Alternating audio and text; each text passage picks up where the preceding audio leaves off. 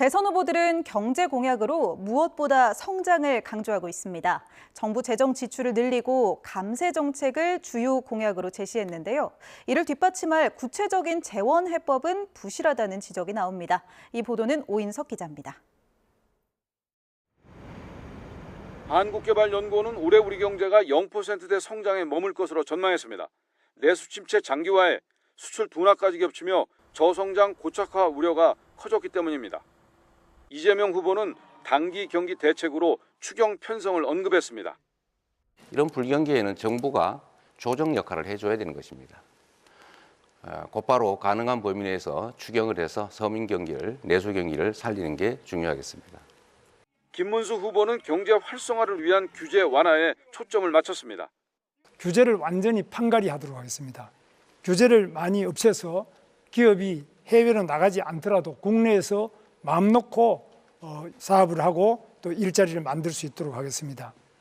이준석 후보는 생산성을 높이는 것이 중요하다고 했고, 포퓰리즘이 아닌 실력으로, 돈풀기가 아닌 교육과 생산성으로 대한민국을 다시 성장시키겠습니다. 권영국 민주노동당 대표는 성장에 가려진 불평등을 꼬집었습니다. 이재명, 김문수 두 후보 모두 AI 100조 원 펀드 조성을 공통으로 제시했습니다.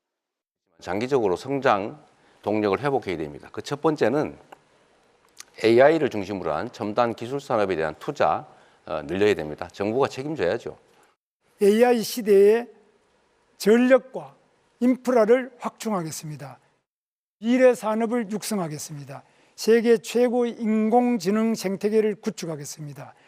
대규모 재정 지원 사업과 감세 정책도 공약으로 제시됐습니다.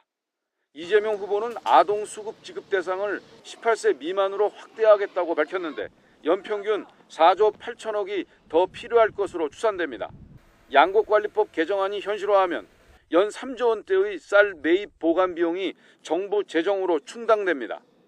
김문수 후보는 종합소득세 물가 연동제와 양도소득세 중과세 폐지 등 감세 정책을 내걸었습니다. 근로소득 기본공제를 현행 150만 원에서 300만 원으로 높이면 연간 9조 원이 넘는 세수가 줄어들 것으로 추산됩니다. 문제는 공약을 뒷받침할 수 있는 증세는 없고 재원 마련도 불확실하다는 점입니다. 구체적인 로드맵이 전혀 없습니다.